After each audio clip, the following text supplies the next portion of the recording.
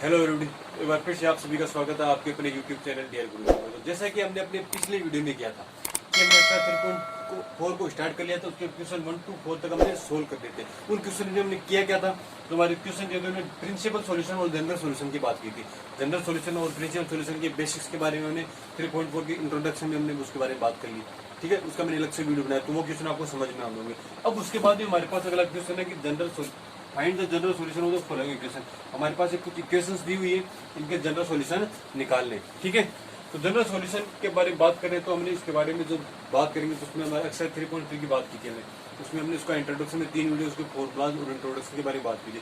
तो उन चीजों का भी उपयोग यहाँ पे होगा। तो मैंने आपको बता दें कि वो 3 वीडियो आपके इस चैप्टर के लिए बहुत ही महत्वपूर्ण है, तो वो सभी आपको कम से कम आने चाहिए, याद होने चाहिए। उसके बाद हमारे पास ट्रिग्नोमेट्री टेबल थी, उसके बारे में पता नहीं, उसका उपयोग हमने पिछले क्वेश्चन में किया था। पिछले हर क्वेश्चन में ट्रिग्नोमेट्री टेबल रेशियो के बारे में हर जगह उसका उपयोग हो रहा है। ठीक है, तो उन सभी का उपयोग करते हैं हम क्वेश्चन को हल करेंगे।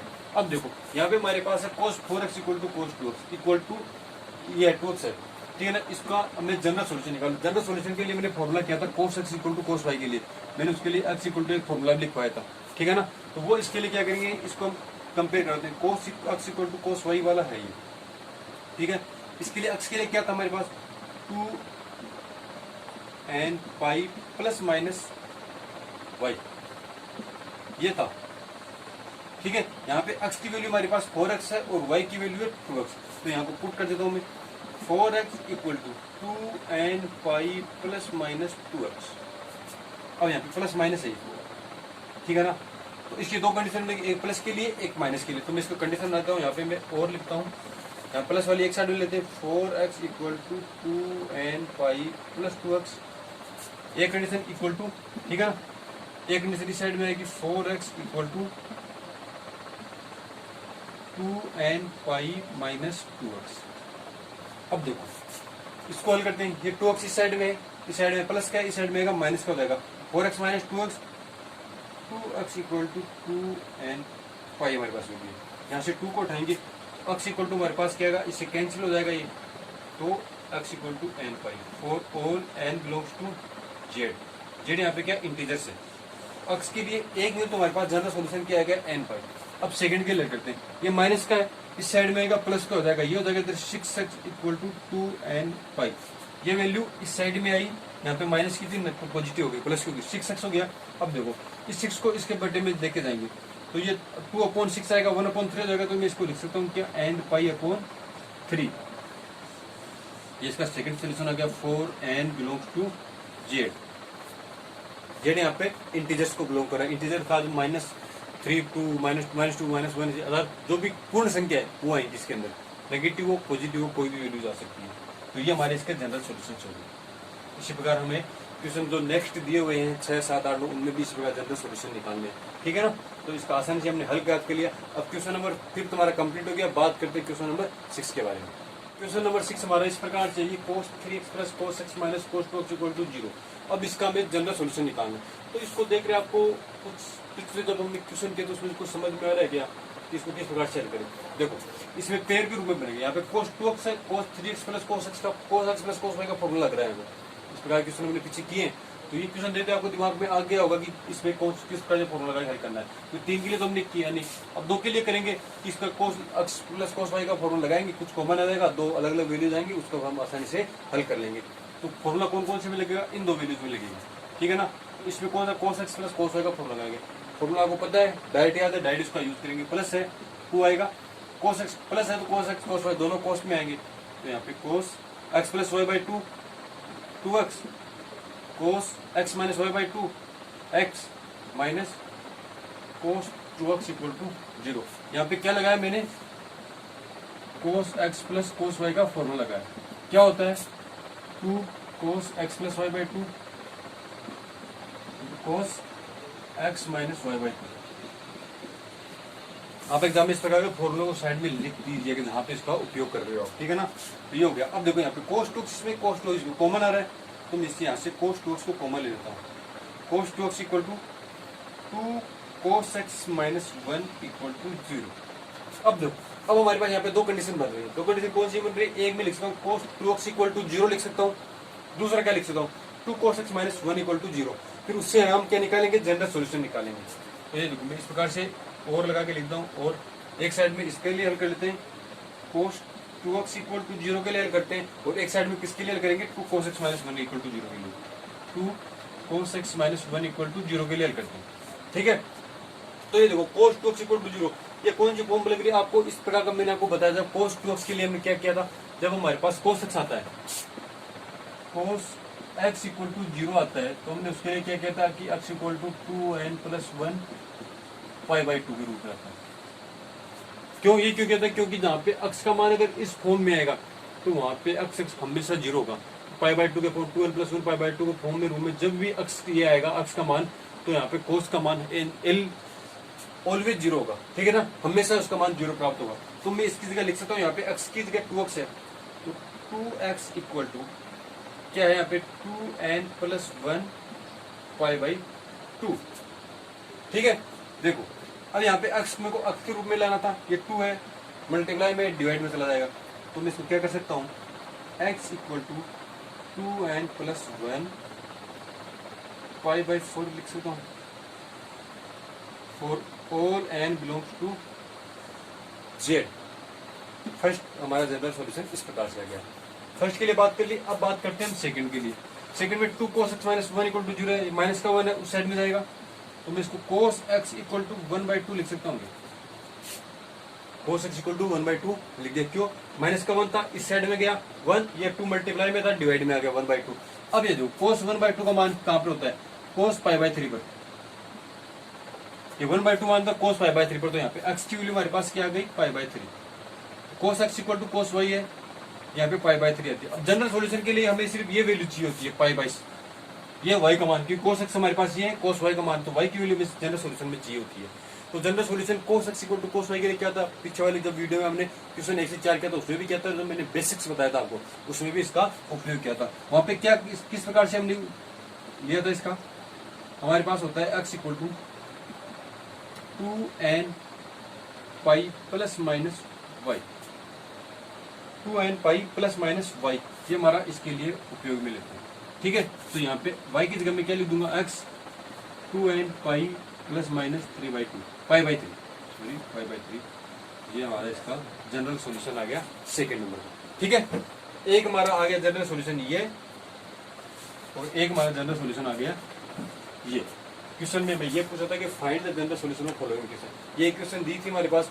ठीक है, करना क्या था, इसमें ये अलग प्रकार की क्वेश्चन आ गई, हमें देखते ही पता चल रहा है कि इसमें cos x plus cos y का फॉर्मूला लगेगा, ये फॉर्मूला लगाया। अब देखो फॉर्मूला लगाने से इसमें देखो 2x वाली फॉर्म बनेगी, तो 2x इधर है, 2x को कॉमन लिया, इक्वल में 0 है, तो ये दो कंडीशन आ गई यहाँ पे हमारे पास, 2x इक्वल टू 0 के लिए और 2 cos x minus 1 equal to 0 के लिए। इसके लिए हमारे पास डायरेक्ट हमें पता है कि इसके लिए जनरल सॉल्यूशन किस प्रकार से निकालते हैं, क्योंकि cos 2x कहाँ पे 0 होता है, x अगर यहाँ पे cos x इक्वल टू 0 तो x का मान 2n प्लस 1 π/2 होता है, अर्थात ये वैल्यू है कि x का मान 2n प्लस 1 π/2 के फॉर्म में जब कभी भी आएगा cos का मान ऑलवेज 0 होगा। तो वो कंडीशन हमने यहाँ पे लगाई, यहाँ पे 2x इक्वल किया, 2x से यहाँ पे 2 को डिवाइड में ले गया, और all n belongs to z, ये हो गया। अब मैंने इसके लिए हल कर लिया, सेकंड कंडीशन के लिए हल करेंगे, देखो कंडीशन फर्स्ट थी 2x minus 1 equal to 0, cos x equal to 1/2 आया, cos y/3। हम इसको और भी आगे हल कर सकते हैं, इसका प्रिंसिपल सॉल्यूशन के बारे में भी पूछा नहीं गया, तो प्रिंसिपल सॉल्यूशन की बात नहीं करेंगे, हमें सिर्फ इसकी एक वैल्यू चाहिए होती है y के लिए। जो भी वैल्यू छोटी होती है, तो हमारे पास जो छोटी वैल्यू ये पहली वाली वैल्यू आएगी y की, तो हमने इसको y को जो हमने जनरल सॉल्यूशंस के मेथड के रूप में जो बेसिक में पढ़ा था उसमें डायरेक्ट उपयोग किया और हमने इसका लिख दिया। तो हमारे पास x equal to 2n pi plus minus π/3, हमारे पास ये दोनों इसके जनरल सॉल्यूशंस आ गए। इसी के साथ हमारा क्वेश्चन नंबर 6 भी कंप्लीट होता है। अब बात करते हैं क्वेश्चन नंबर 7 के बारे में। क्वेश्चन नंबर 7 हमारा इस प्रकार से दिया हुआ है कि sin 2x plus cos x equal to 0, इसका हमें निकालना है जनरल सॉल्यूशन। तो देखो जनरल सॉल्यूशन की बात है कि हमने पिछले 2 क्वेश्चन करे तो उनके बारे में बताने की जरूरी है नहीं। अब बता दें क्वेश्चन को हल किस प्रकार से करें, और आप क्वेश्चन को देखने पता चल रहा है उससे इसको किसमें कॉमन भी नहीं आ रहा, किस प्रकार से हल करेंगे, तो आप इसमें फॉर्मूला भी नहीं लग रहा। तो ऐसे देखो एक चीज देखो, इसमें sin 2x है, sin 2x का फॉर्मूला आपको पता है 2 sin x cos x है। देखो 2 sin x cos x यहाँ भी है, cos x इसमें है, cos x कॉमन लेंगे तो अलग अलग दो मेथड, दो हमारे पास पार्ट बन जाएंगे इसकी। किस प्रकार से देखो यूज करते हैं, 2 sin x cos x, हमने sin x का फॉर्मूला यूज किया, sin 2x का cos x इक्वल टू 0, हमने यूज किया क्या यहाँ पे sin 2x equal to 2 sin x cos x। जब भी आप कभी किसी फॉर्मूले का यूज करो तो साइड में इस प्रकार से जरूर लिखिए, इससे एग्जामिनर पर आपका अच्छा इफेक्ट पड़ता है, ठीक है ना। तो अब देखो यहाँ पे cos x, इसमें भी cos x कॉमन है तो मैं cos x को बाहर कॉमन ले लूँ, अंदर क्या हो जाए 2 sin x plus 1 equal to 0। अब देखो मल्टीप्लाई में है तो cos x इक्वल टू 0 होगा, या 2 sin x प्लस 1 0 होगा। हमारे पास दो कंडीशन आ गई फिर से। पहली कंडीशन क्या है, cos x इक्वल टू 0 के लिए करेंगे। सेकेंड हमारा 2 sin x plus 1 equal to 0 के लिए करेंगे, ठीक है। दोनों के लिए करते हैं। देखो cos x इक्वल टू 0 के लिए सेम पीछे वाले क्वेश्चन में जो किया था, x इक्वल टू 0 तो x equal to 2n plus 1 pi by 2 के लिए आएगा मान। सिंपल सा था, कंप्लीट हो गया। तो अब बात करते हैं साइन के लिए, ठीक है। ये तुम्हारा जनरल सॉल्यूशन आ गया। यहाँ पे for n belongs for all n belongs to z, ये कंडीशन हर में आएगी क्योंकि z यहाँ पे इंटीजर्स का काम कर रहा है और z जहाँ पे भी n आ रहा है वहाँ पे z इंटीजर्स के रूप में आएगा। ये कंडीशन आपको साथ में लिखनी ही होगी, ठीक है ना। अब उसके बाद में बात करते हैं हम सेकंड की।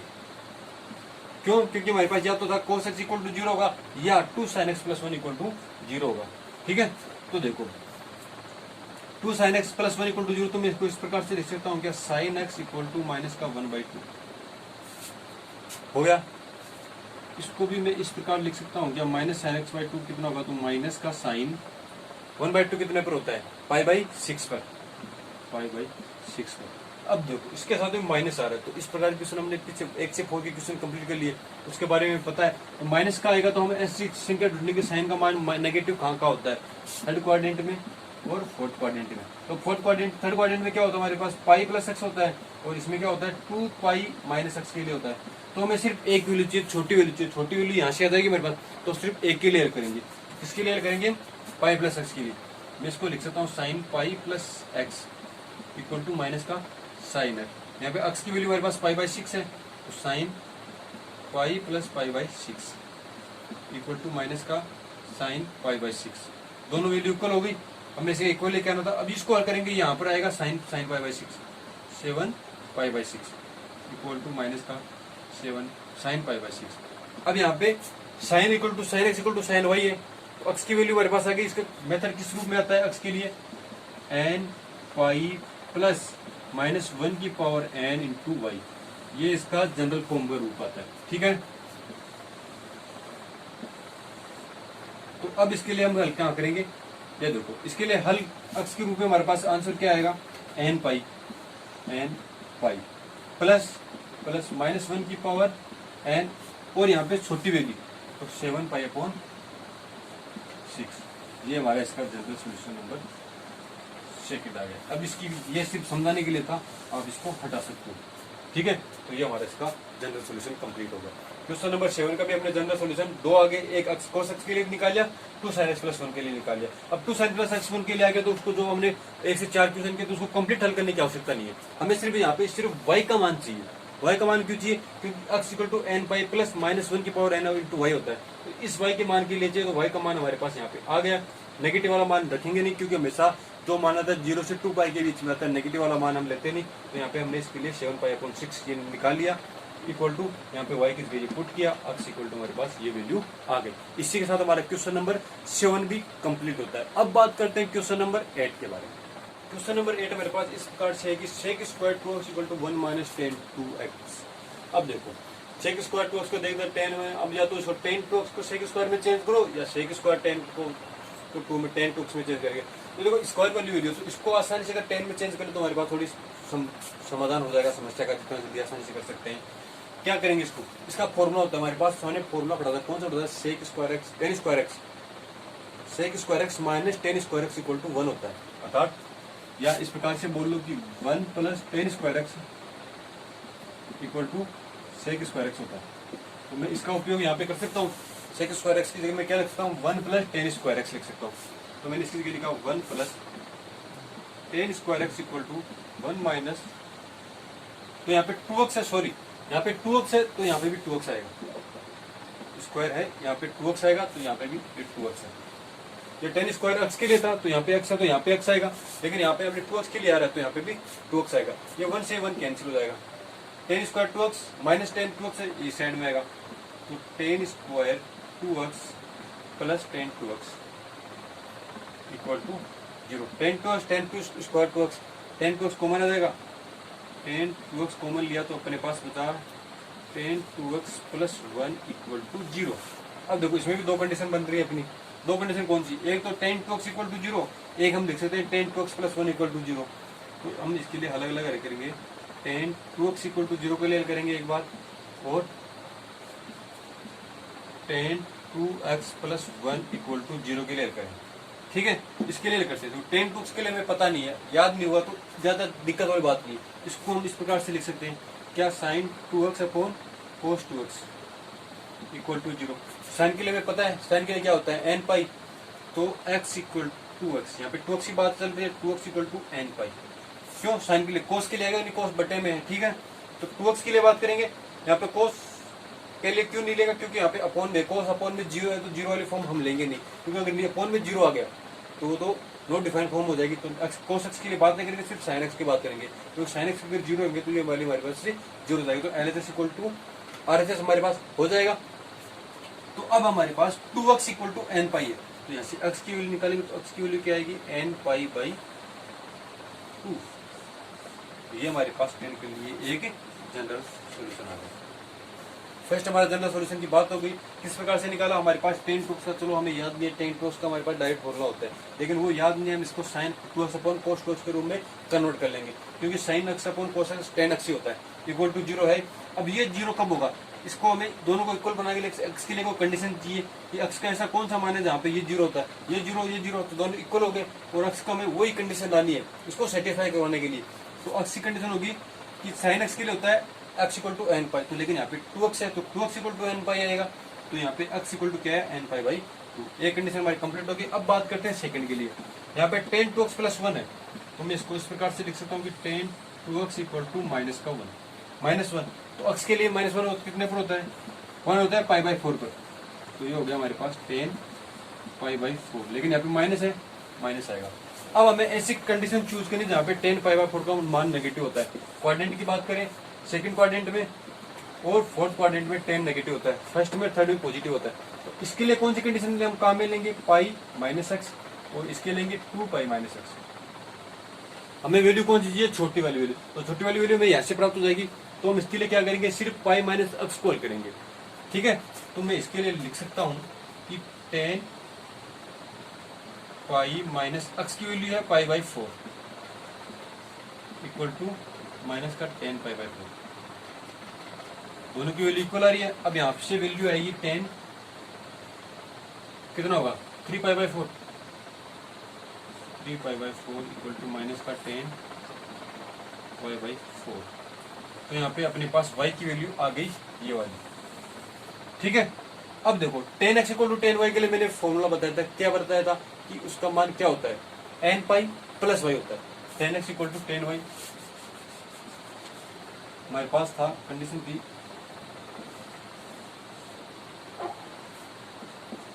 Ten x equal to tan y के लिए क्या था, x equal to n pi plus y था, वाई की वैल्यू हमारे पास क्या हो गया थ्री पाई बाई फोर, तो x equal to n pi plus three pi by four, ये हमारा एक सेकंड जनरल सॉल्यूशन आ गया। इसके लिए दो जनरल सॉल्यूशन हमारे, इस जो भी क्वेश्चन में सभी में दो दो जनरल सॉल्यूशन आ रहे हैं। फर्स्ट के लिए हमने ये निकाल लिया, सेकंड के लिए ये निकाल लिया, और यहाँ पे for all n belongs to integer, for all n belongs to integer, ये सभी में आएगा। ठीक है, इसी के साथ हमारा क्वेश्चन नंबर 8 भी कंप्लीट होता है। अब इस चैप्टर का क्वेश्चन नंबर 9, बस क्वेश्चन नंबर 9 जो एक्सरसाइज का लास्ट क्वेश्चन भी है। अब देखो इसमें sine x plus sine three x plus sine five x equal to zero ये मान दे रखा है। तो इससे देखिए हमें पता चल रहा है कि इसमें योग के रूप में दो कम पेयर के रूप में लेके इसको हल करेंगे। पेयर के रूप में sine x plus sine y का फॉर्मूला बनेगा और किसी एक के लिए करेंगे। अब बात करने की पेयर कौन सा बनाए, तो पेयर ऐसा चूज करेंगे हम कि जिसमें से कोई सी एक वैल्यू हमारे पास इनमें से कोई एक वैल्यू प्राप्त हो रही हो। देखो 3 प्लस 1 एक्स करेंगे तो इसमें एक्स प्लस वाई वाला होता है, तो x plus y by two, 4x by two, 2x आएगा, 2x नहीं बच रहा। 5 प्लस एक्स के लिए करेंगे 5 plus x 6, 6 by two 3x, ये आ रहा है, तो हम इन दोनों मानों के लेंगे, इन दोनों मानों के लेंगे। ठीक है, इसके लिए हम फॉर्मूला उपयोग करते हैं कौन सा, sine x plus sine y का। Sine x plus sine y का फॉर्मूला क्या होता है हमारे पास, वो आपको अच्छे से पता है, उसका उपयोग करते हैं।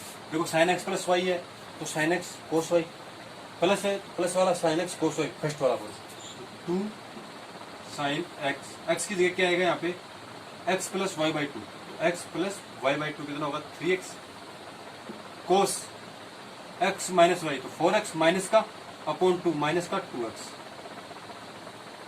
Plus sine 3x equal to 0 आ गया। अब देखो यहाँ से साइन 3x, इसमें से साइन 3x कॉमन आ रहा है, साइन 3x कॉमन लिया, अपने पास क्या बचा 2 कोस x। मैंने आपको बताया था कि कोस माइनस एक्स हमेशा कोस एक्स होता है, तो मैं इसको 2 कोस एक्स डायरेक्ट लिख सकता हूँ प्लस 1 इक्वल टू 0। अब हमारे पास फिर से दो कंडीशन आ रही है, साइन 3x इक्वल टू 0 और 2 कोस 2x प्लस 1 इक्वल टू 0। तो इन कंडीशन को लेकर जैसे हमने अब तक हल करते आ रहे हैं उस प्रकार से हल करेंगे। अपने पास है साइन 3x इक्वल टू 0 के लिए, सेकंड हमारे पास है 2 कोस 2x प्लस 1 इक्वल टू 0 के लिए करेंगे। तो हमारे पास अगर साइन x इक्वल टू 0 होता है तो हम x equal to n pi लेते हैं, तो यहाँ पे 3x इक्वल टू मैं n पाई लूंगा for all n belongs to, ये लास्ट में लिखते हैं, ठीक है। तो यहाँ पे x की वैल्यू किस प्रकार से आएगी n pi upon 3, first general solution आ गया for all n belongs to integer, ठीक है। हो गया x equal to n pi by 3, क्यों है क्योंकि साइन x इक्वल टू 0 कहाँ पे होता है, x साइन x बराबर n पाई पर हमेशा साइन का मान 0 प्राप्त होता है। तो यहाँ पे हमारे पास x की 3x था तो 3x इक्वल टू n पाई हो गया, x equal to n pi by 3 हो गया।